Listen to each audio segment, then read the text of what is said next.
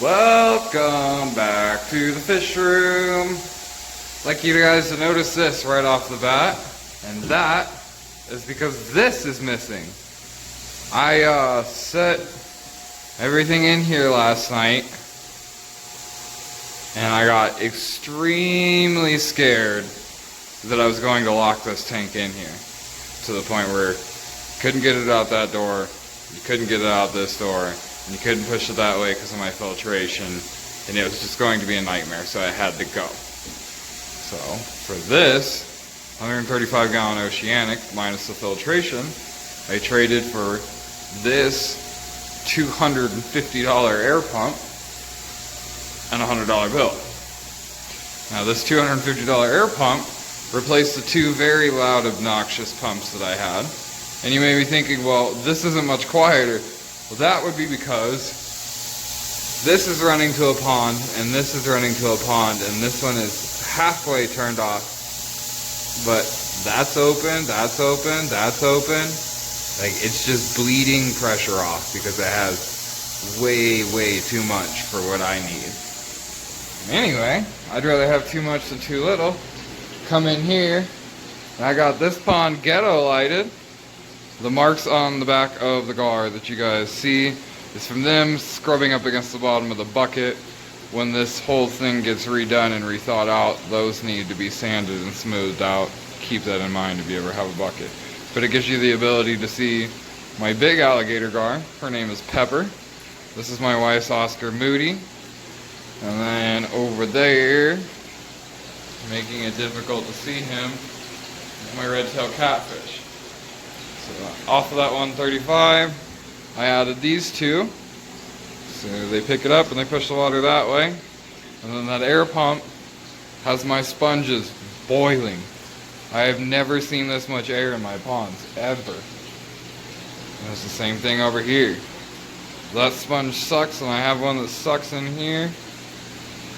Well, that is boiling, and that is boiling, and I dropped another air stone in there trying to get rid of pressure. So I got air pressure to the max. And we also added this filter off of the 135 in there. So all of this is very good to go. And that is extremely obnoxious. So at some point, I will run airline across the bottom of the floor through all of those open ports and out that hole right there. That's ridiculous, and you're going to be able to hear that from outside when you walk up on my fish room. On other news, back to the pond. I have everything laid in here for the base. I have my extension cord. I have my drill gun. I have 1-inch screws for the base for the plywood, which I hope to get to in this episode, and then 2.5-inch screws. 99% of your pond is made out of this. 1% of your pond is made out of this. All of your pond is made out of this. Now, cheap bits suck. Ask me how I know. I built like 100 stands, and that pond and a lot of other things stand for $480. The best thing that I have found is these DeWalt bits. They work fantastic. They got a yellow band in them. They're number 2. This is literally the best thing I've found, and I've tried everything. So, I got my Google Mini in here. That's the only way I really have music. And I'm going to set you guys up with my phone holder, wherever I stuck it, it's somewhere. And we're going to get to work trying to put this thing together. So, let's do this.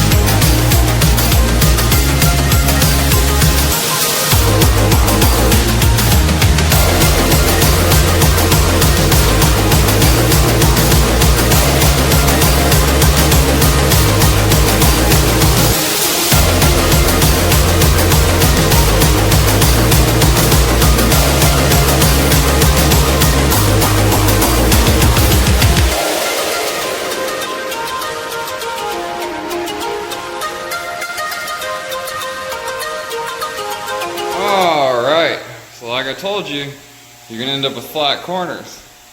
Flat, flat, flat, flat, flat, flat.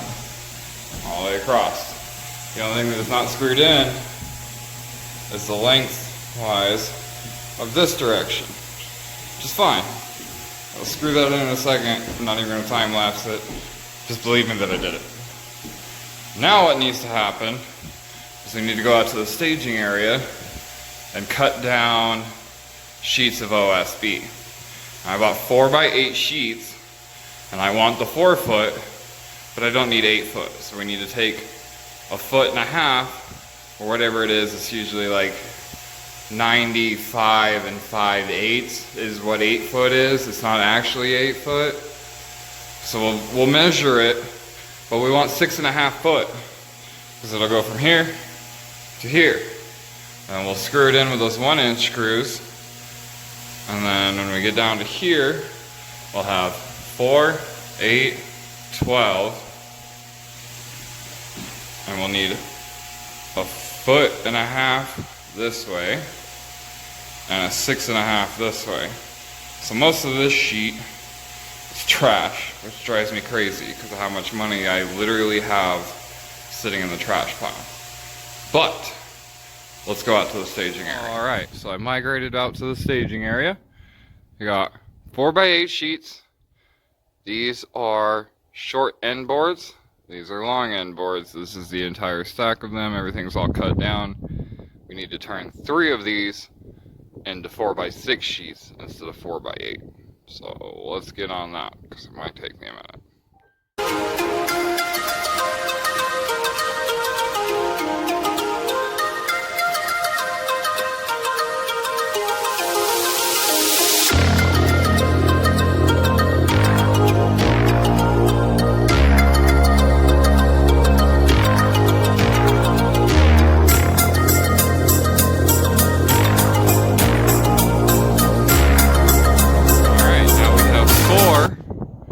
By 6 sheets. But Doyle, you only said you needed 3. Well, you're correct. I need these 3, and these are going to be full size. And this will be our 4th one that we're going to cut down. But we already know that it's going to be 6 foot, and we're already in a rhythm, and we're already out here. So we'll just take care of it. When we get these 3 screwed in, we'll know how wide this one needs to be. We'll come out here and cut it this way. 1 cut, go back inside, screw it down. We're done with it. So let's migrate back inside and go back to work. Alright, we're back inside. So I got these 3 laid on here. Obviously that's not where they're going. That one's in the right place, but these 2 are just laid in here. Now these, to attach it, are 1-inch number 2 Phillips drywall screws. That's all I use. And this is left over from the 5x7, I think, or something.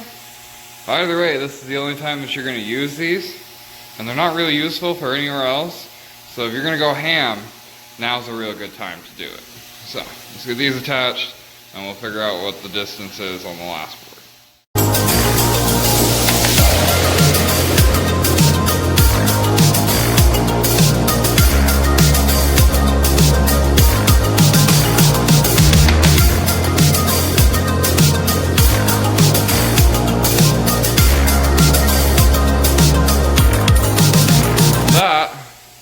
Have your base.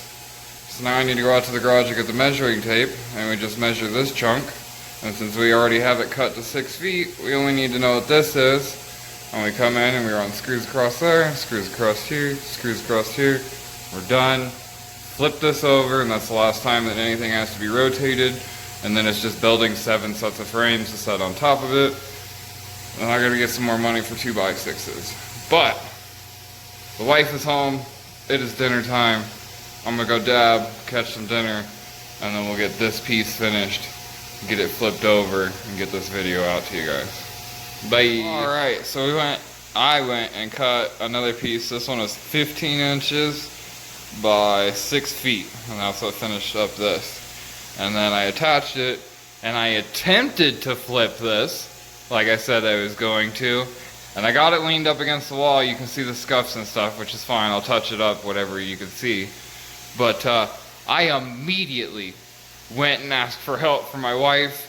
Please, please do not be afraid to do so, because this is getting heavy quickly. Very, very quickly.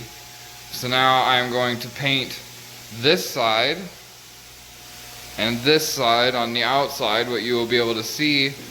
And since this is going against the wall and you're not going to see it, I'm only going to paint to like right here so that it looks like it's painted.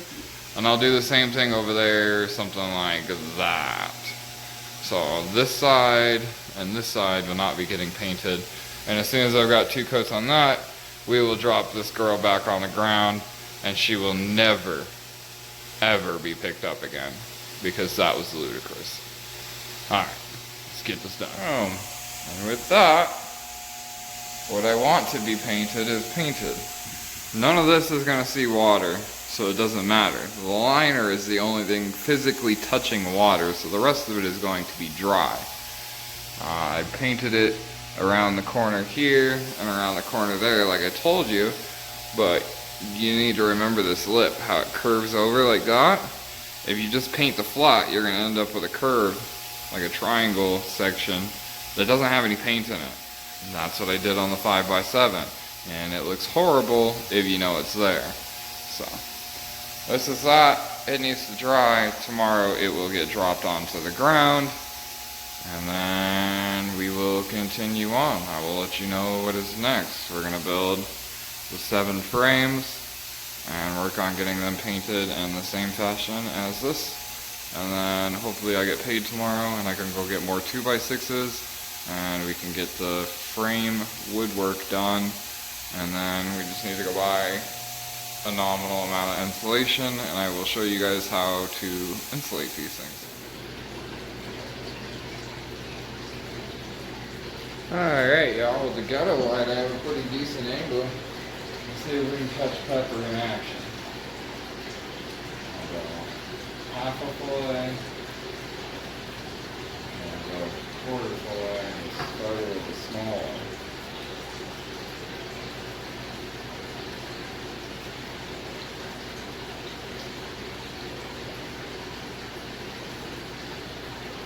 Bang! You want the other one? There's 2 that'll eat out of my hand.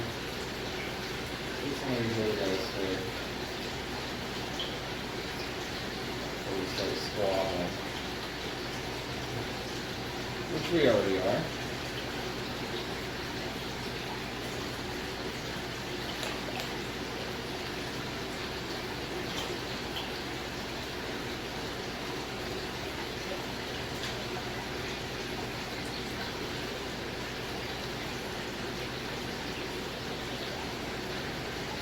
Pepper's like, nah, I fixed the coffee. It's all a little crazy, man.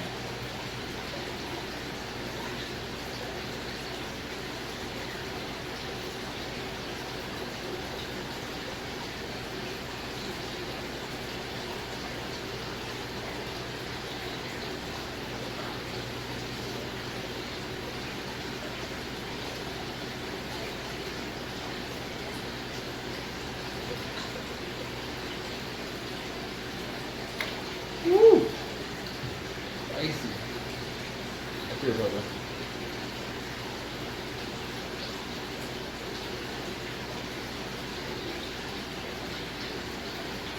I'm stuck in the tubes, Dad.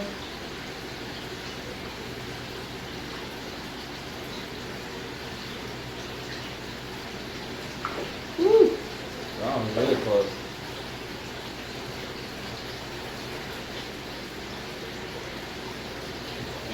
Red tail. Trying to get him to stop being grumpy.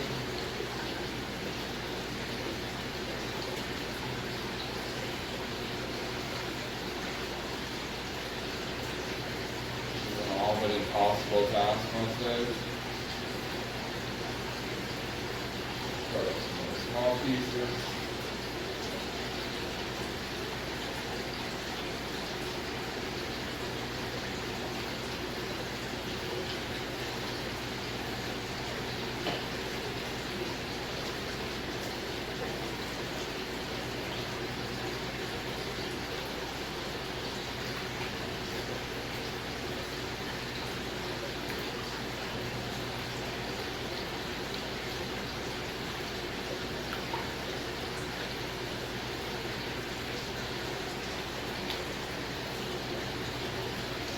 Doing a lot better now that they can see, I think.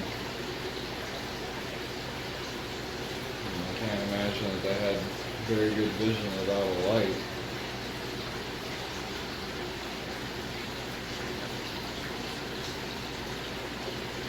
Oh god, twofer.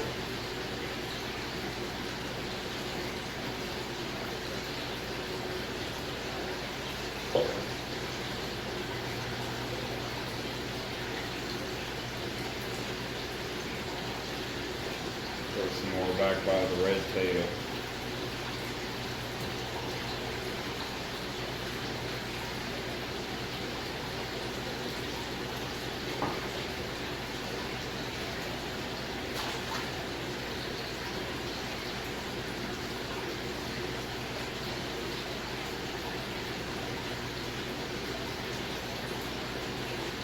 No, that's way too big for you. If you want it, I gotta cut it up.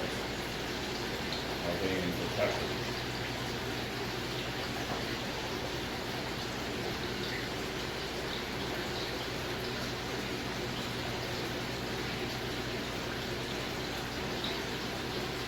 You literally just swallowed that and you're gonna come get this out of my hand. I know you're gonna hover here.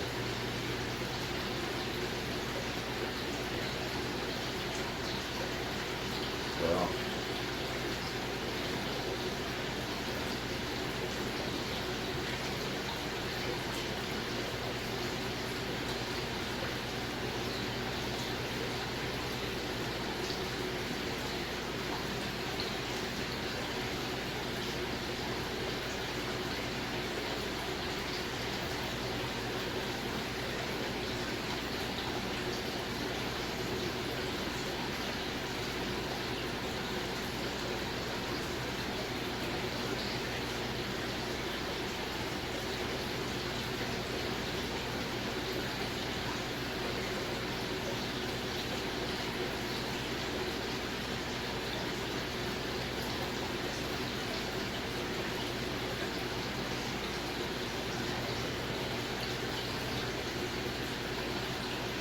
Nobody that's going to be hand-fed wants the last piece, but we'll take it. Alright, let me get you guys turned around and we will check out the other one. This one's not as well lit, but I will target the food in the middle of the screen, so hopefully it'll be alright. Start with the bigger stuff for the bigger guys, and then we will throw in the smaller food for the smaller guys.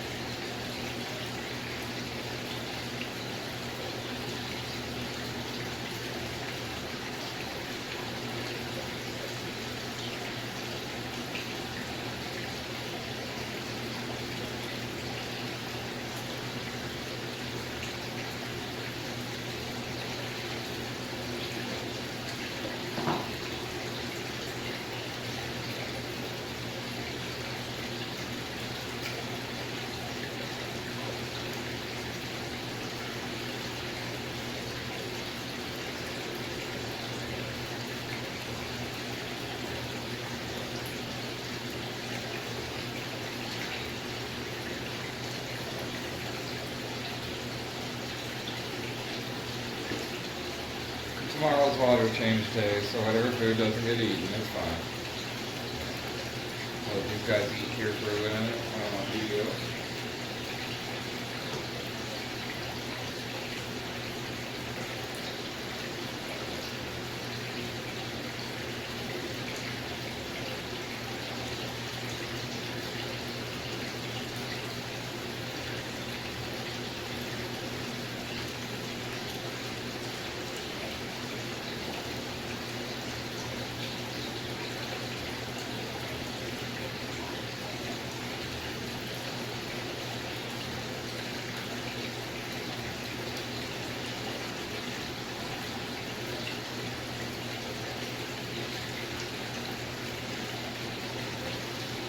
Catfish right there. He'll come out and eat some at some point tonight, I'm sure. Our goldfish never stops eating. And Latino Oscar in here eats tilapia. Like you see, there's not very much left. There's only two big pieces, a couple medium ones, and then just crumbs that will end up getting sucked up by the filter and cleaned out somewhere down the line. Pretty much it. So tomorrow we will get the rest of the pond to the point where we can actually see how tall it's going to be. And if I get paid, we will go to Home Depot and bust out the rest of the lumber and get this thing going. I hope you guys have a good night and God bless.